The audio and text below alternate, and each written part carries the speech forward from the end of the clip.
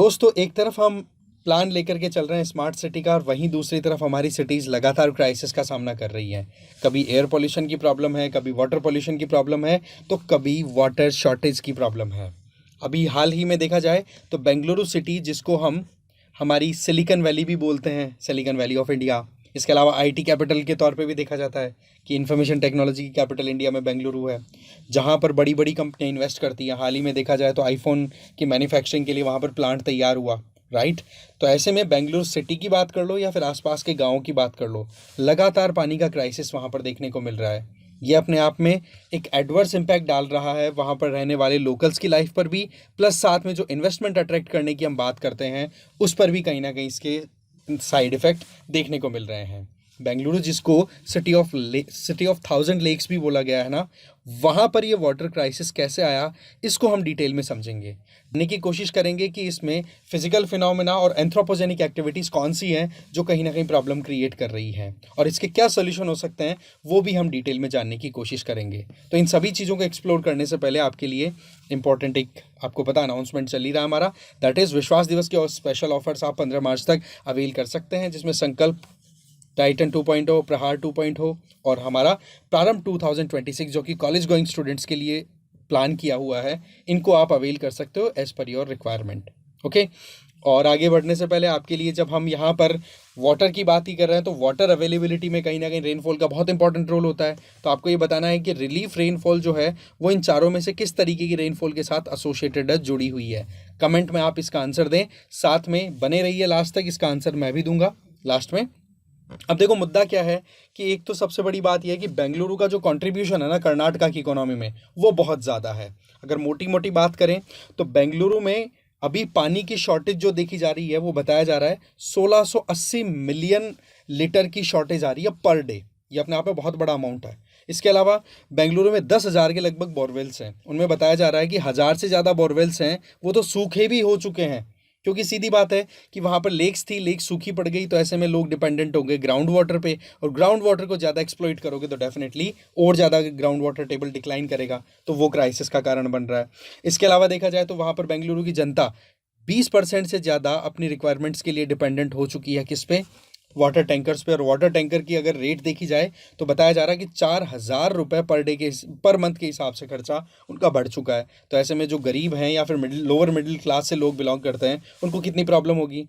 और बताया जा रहा है कि बेंगलुरु में अभी के समय एयर कंडीशन भी मतलब एसी है ना, एयर कंडीशनर्स, ये भी एक तरीके से इंस्टॉल करने पड़ रहे हैं। कारण क्या बताया जा रहा है कि बेंगलुरु जो है उसका टेम्परेचर पिछले 20 सालों में लगभग 1.5 डिग्री सेंटीग्रेड बढ़ गया है, क्योंकि बेंगलुरु में कंस्ट्रक्शन इतना हुआ है। कंस्ट्रक्शन ज़्यादा होगा तो सीधी बात है कंक्रीट के जो स्ट्रक्चर है वो डेवलप होंगे, तो ऐसे में बेंगलुरु बन गया हीट आइलैंड, जो ज्योग्राफी में एक इंपॉर्टेंट फिनोमेना है। उसके चलते यहाँ पर टेम्परेचर राइज हो रहा है, तो लोगों को जहाँ पर बेंगलुरु में पहले कोई ज़रूरत नहीं पड़ती थी एयर कंडीशनर्स लगाने की, अब की बार वो भी लगवाने पड़ रहे हैं। ज़्यादा जो क्राइसिस देखा जा रहा है वो बेंगलुरु के नॉर्थ और ईस्ट वाले एरिया में देखा जा रहा है। यहाँ पर आप देखिए बेंगलुरु की लोकेशन कावेरी रिवर से ये दूर लोकेटेड है, नॉर्थ या नॉर्थ ईस्ट में लोकेटेड है, और इसके बेंगलुरु के नॉर्थ और नॉर्थ ईस्ट वाले एरिया में वाटर स्कैरसिटी का सिचुएशन है वो देखा जा रहा है। नतीजा क्या हो रहा है कि वहाँ पर जो इन्वेस्टमेंट आ रहा है, एक तो उसके ऊपर सवाल खड़े हो रहे हैं। वहाँ पर जो टेकीज़ हैं, दैट मीन्स जो टेक्निकल हैंड वाले इंडिविजुअल्स हैं, अब आपको पता है कि आईटी कैपिटल है, तो वहाँ से वो लोग जाकर के ऐसी जगहों पर सेटल हो रहे हैं जहाँ पर पानी की अवेलेबिलिटी हो सके, मतलब सिटी को छोड़ करके बड़ी ऊंची ऊंची बिल्डिंगों में कोई ना रहे, ऐसी तो एडवाइजरीज इशू की गई है कि भाई जितनी बड़ी ऊंची बिल्डिंग में आप रहोगे उतना ही ज़्यादा पानी की शॉर्टेज का प्रॉब्लम रहेगा, तो ऐसे में आप वहाँ से निकल लो, कहीं और रास्ता निकालो। इवन यहाँ तक देखा जा रहा है कि लोग एक्सरसाइज करने के लिए जिम में जा रहे हैं और वहाँ पर वहाँ के वॉशरूम में नहा धो करके आ रहे हैं। तो ये चीज़ें शो क्या करती हैं कि वाकई में एक एक्यूट एक शॉर्टेज देखने को मिल रही है पानी की वहाँ पर। इसके अलावा देखा जाए तो ड्रिंकिंग वाटर यूसेज पे भी रेस्ट्रिक्शन लगा दी, जैसे कि ड्रिंकिंग के लिए अगर आप पानी ले रहे हो तो उस पानी का केवल यूज़ करोगे केवल अपने किचन में, किचन से बाहर नहीं होना चाहिए। जैसे कि आप देख सकते हो फ्रेश वाटर का यूज़ होता है एंटरटेनमेंट पर्पज से, जैसे वाटर पूल किसी ने बना लिया, कोई XYZ और इंडस्ट्री में यूज़ हो रहा है, तो मोर और लेस उसको एकदम रेस्ट्रिक्ट कर दिया गया है।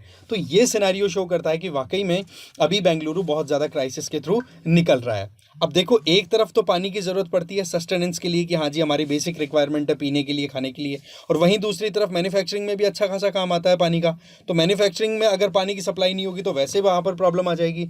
एक तरफ जहाँ पर इन्वेस्टमेंट अट्रैक्ट करने का प्रोग्राम ये रहता है कि हाँ जी वहाँ पर आईटी फर्म्स को हम अट्रैक्ट करवाएंगे, जैसे HCL ने भी अनाउंस किया कि हम चिप मैन्युफैक्चरिंग को इनको यहाँ पर प्रमोट करने वाले हैं, बट वो चीज़ें कहीं ना कहीं एक बार फिर से शक के दायरे में चली गई। अब सवाल ये आता है कि बेंगलुरु में ये पानी की क्राइसिस आई तो आई कैसे? देखो, इसकी शुरुआत हो गई थी हमारे पिछले मानसून से ही, क्योंकि आपको पता है कि हमारे यहाँ पर रेनफॉल किससे आती है? साउथ वेस्ट मानसून से, जो कि अरेबियन सी से उठता है, और यहाँ पर आपका लोकेटेड है वेस्टर्न घाट। अब वेस्टर्न घाट से नो डाउट इधर अगर बेंगलुरु की बात करें ना, तो ये आपका आ जाता है रेन शेडो रीजन में। रेन शेडो का मतलब क्या हो गया कि बरसात ज़्यादातर हो जाती है इस तरफ, ठीक है, इस तरफ बरसात ज़्यादा हो जाती है, पर इधर आते आते पानी जो हवा में मॉइस्चर है वो कम हो जाती है और हवा का टेम्परेचर भी बढ़ जाता है, जिसके चलते यहाँ पर रेनफॉल हमें रिसीव नहीं होता।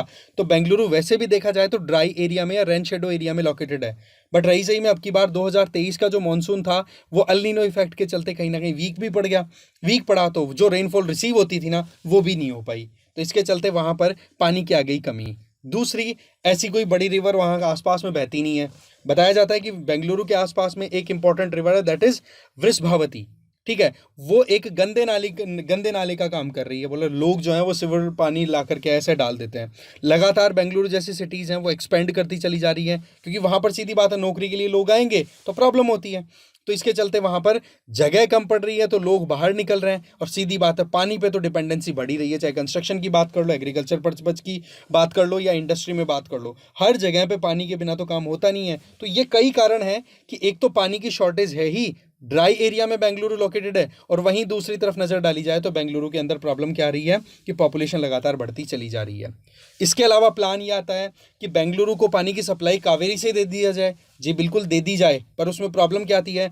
बेंगलुरु की आप हाइट देखो, लगभग सी लेवल से 900 मीटर हाइट पे है, ठीक है ना। अगर हम वेस्ट टू ईस्ट की तरफ जाएं तो बेंगलुरु की हाइट आपको अच्छी खासी मिलेगी। इधर आपका ये वेस्टर्न घाट वाला एरिया आ गया, तो ऐसे में रेनफॉल तो ज़्यादातर आपके वेस्टर्न घाट के वेस्ट में मिल जाएगा, बट ईस्ट में क्या हो गया? ड्राई रीजन आ गया। आप देखो यहाँ पर ये ट्राइंगल बना हुआ है, इसको ड्राई ट्राइंगल बोलते हैं साउथ इंडिया का, जिसमें धारवाड़, हुबाली ये तो आ गए आपके नॉर्थ में, ठीक है, या फिर थोड़ा सा नॉर्थ वेस्ट की तरफ देख लो, इधर बेंगलुरु वाला एरिया देख लो, इधर कोयम्बटूर वाला एरिया देख लो, बेंगलुरु इसके नीचे इस ट्राइंगल के बिल्कुल बॉटम में लोकेटेड है, तो यहाँ पर रेनफॉल वैसे ही बहुत कम रिसीव होती है।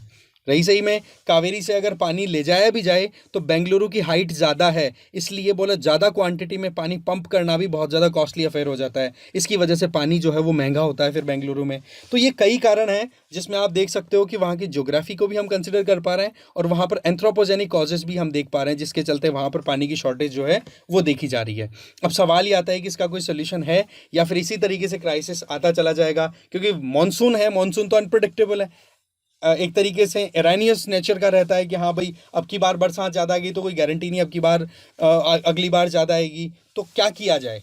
तो इसके लिए देखो, वहाँ पर वहाँ के एडमिनिस्ट्रेशन के द्वारा जो कदम उठाए जा रहे हैं और डिफरेंट रिसर्च पेपर्स के बेसिस पे ये रिकमेंड किया जा रहा है। सबसे पहली चीज़ तो देखो, इस तरीके की सिटीज़ में वाटर यूसेज एफिशिएंसी पे ज़्यादा रिलाई करना चाहिए, इसका मतलब पानी वेस्टेज मिनिमम हो। दूसरी चीज़ ये कि जो पानी काम में आ गया उसका रीयूज़ किया जाए, जैसे म्यूनसिपल या फिर आप कहोगे सीवेज वाटर होता है, तो उसको ट्रीट करके आप नॉन पोर्टेबल पर्पजेज़ के लिए तो यूज़ कर ही सकते हो ना। पोर्टेबल का मतलब तो चलो ड्रिंकिंग रिक्वायरमेंट को पूरा करने के लिए आप कर रहे हो, तो कोई बात नहीं, उसमें ना यूज़ करके आपकी इंडस्ट्रियल रिक्वायरमेंट्स को पूरा करने के लिए तो आप रीयूजेबल या सीवेज वाटर को ट्रीट करके रीयूजेबल बना सकते हो, राइट। इसके अलावा देखा जाए तो वहाँ की जो लेक्स का जो सिस्टम है उसको रिवाइवल देना जरूरी है। एक्सपर्ट्स की माने तो उनका ये कहना है कि 1980 से यहाँ पर आप देखोगे ये जो प्रोजेक्ट है ना, जहाँ पे कावेरी से पानी की सप्लाई बेंगलुरु को ही है, ठीक है, इस पाइप्ड कैनाल के थ्रू, जिसको लिफ्ट कैनाल भी बोल दिया करते हैं, क्योंकि पंप करके ऊपर चढ़ाना पड़ेगा, प्लेट्यू एरिया है बेंगलुरु वाला। तो ऐसे में आप देखोगे कि 1980 से 90 का जो दशक था, उस समय जब ये प्रोजेक्ट पे काम हुआ तो उस समय बेंगलुरु की जो रिलायंस थी ना वहाँ की लेक सिस्टम पे, वो हट गई।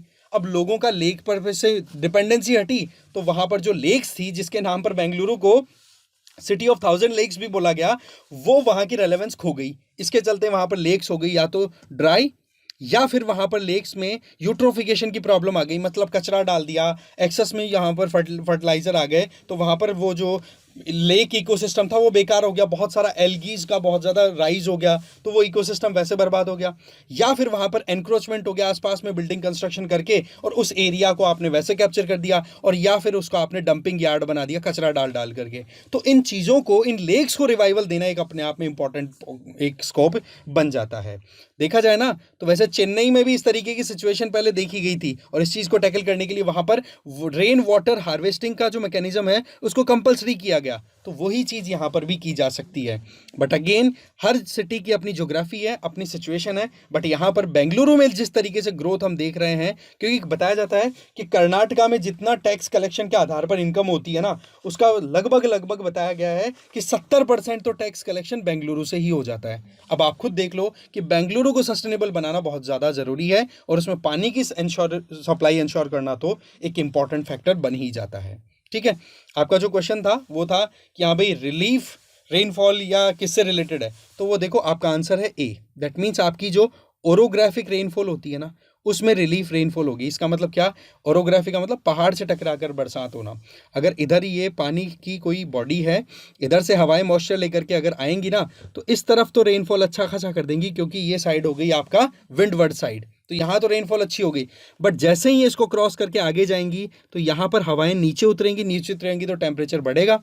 इस तरफ तो क्या था, विंडवर्ड साइड में हाइट के साथ साथ में टेम्परेचर क्या हो रहा था, घट रहा था, तो कंडेंसेशन हो गया, तो रेनफॉल हो गया। और वहीं दूसरी तरफ पहाड़ को क्रॉस करके आगे निकल गए, तो यहाँ पर टेम्परेचर बढ़ गया, और वैसे भी बरसात पहले कर दी, तो यहाँ पर मॉइस्चर हवाओं में हो गई कम। हवा में अगर मॉइस्चर कम है तो सीधी बात रेनफॉल भी होगा कम। तो इस तरीके से ये हुआ किस वजह से? ये सारा रिलीफ स्ट्रक्चर की वजह से। और आप देखोगे कि बेंगलुरु किस तरफ है, इस तरफ ही है जिस तरफ रेनफॉल कम होता है, राइट। अब आपके लिए एक और क्वेश्चन है, इस क्वेश्चन का आंसर आप कमेंट में दीजिए, और इसका आंसर आपको नेक्स्ट वीडियो जो आएगा उसमें मिल भी जाएगा। Which one of the following Indian places receive minimum rainfall? ध्यान से रखना, minimum rainfall in year. 4 options है, कमेंट करके बताइए। ठीक है, तो इस वीडियो में इतना ही था। Thank you very much.